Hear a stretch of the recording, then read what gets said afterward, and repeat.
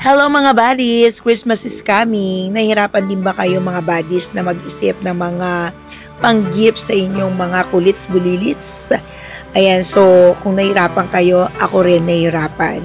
Pero naisip ko na mag-personalize ako ng gift para sa kanila.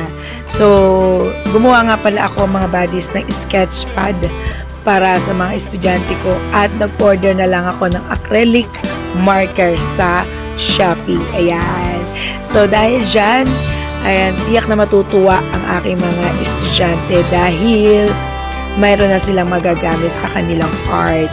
Ayan. So, tingnan nyo ang aking ginawa mga buddies na sketchpad. Ayan. So, personalize yan by Teacher Quizzy. Ngayon naman mga buddies, lipat tayo sa aking classroom. Ayan, so finally, nakatapos din ako mag-ayos. Ayan, ready na ang aking classroom para sa Christmas party ng aking mga kulits-pulilits. Ayan, so nayos ko lang siya dito para magkaroon kami ng space dito sa harapan para dito sila mag-perform. Ayan. So, ready na kami. Ayan. Hello mga buddies! So, eto nga ako ngayon ay nagra-rush.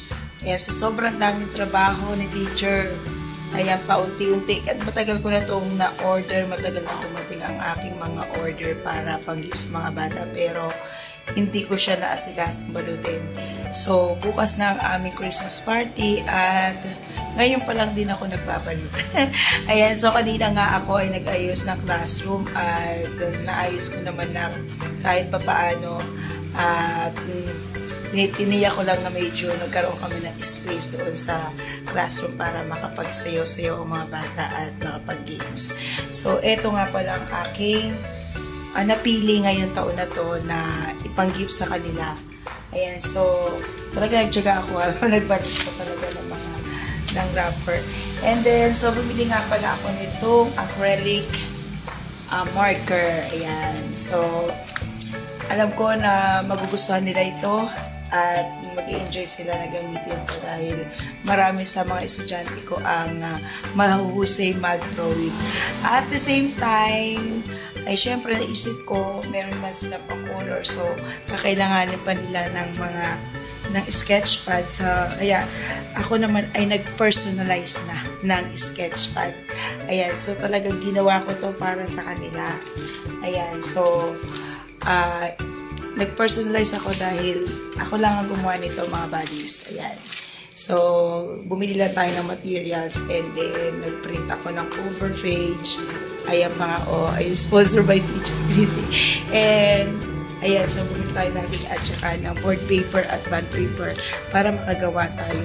So, yung mga nagawa, ayan. So, 28 pieces din ito dahil 28 sila. So, kagaya nitong acrylic marker natin ay 28 pieces din. Ako nitong, ayan, so namili din ako nitong mga ball pen, ayan, na mayroong mga iba't ibang design na pamasko. Ayan, so, para masiyahan din naman talaga ang aking mga estudyante dahil matutuwa sila dito. So, ito ang aking pam-gift sa kanilang lahat. Ayan, so pwera pa yung mga parlor games natin. So, nag-decide na lang ako na i-cash na lang yung parlor games. Hindi na ako masyadong namili kasi nga sobrang busy. Ayan. Hindi na maasikaso. Decide na lang ako na ayan, so magpapalitan na tayo ng new bills para ika-cash na lang natin ang kanilang papremyo. At nagpapasalamat nga pala ako sa mga magulang ng aking estudyante, sa mga parents na talagang nagkusang loob na mag-donate ng mga pang-prize. So, nakalikom tayo ng 2,000 pesos. Ayan, so dagdagan ko na lang yun ng another 1,000. Kaya meron kami 3,000 pesos na pang-prize. Ayan, bukas, cash yun.